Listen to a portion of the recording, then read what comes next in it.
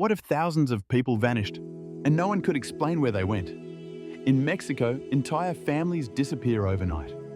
Parents searching for their children become victims themselves. Cartels, corruption, and silence surround every case. But what if the people responsible weren't just criminals, but the very ones sworn to protect? If you want to watch the full story, click the link below. They declared a war on cartels, but who's actually winning?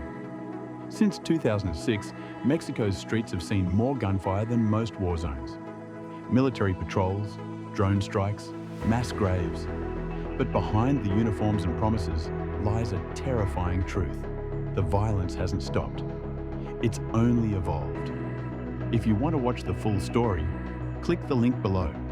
What happens when drug cartels become more powerful than the government? Entire regions of Mexico now answer to crime lords.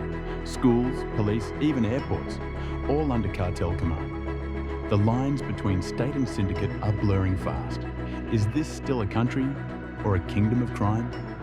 If you want to watch the full story, click the link below. Why are journalists being murdered every week in Mexico? The truth is dangerous, and those who try to tell it often vanish. In a nation drowning in corruption and fear, journalism has become a death sentence. Who's silencing the messengers, and why? If you want to watch the full story, click the link below. What happens when the war on drugs turns into a hug? Mexico's president promised peace through compassion, not combat. But instead of calm, the violence raged on. Was hugs not bullets a bold new vision, or a blindfold?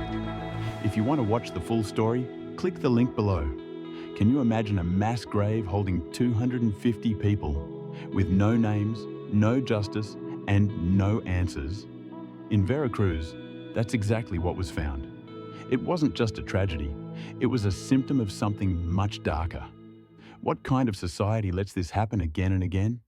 If you want to watch the full story, click the link below. What's pushing thousands of migrants to flee to the US border every day? It's not just poverty, it's terror, kidnappings, torture, a state where criminals rule and safety is an illusion. When staying becomes a death sentence, what choice is left? If you want to watch the full story, click the link below.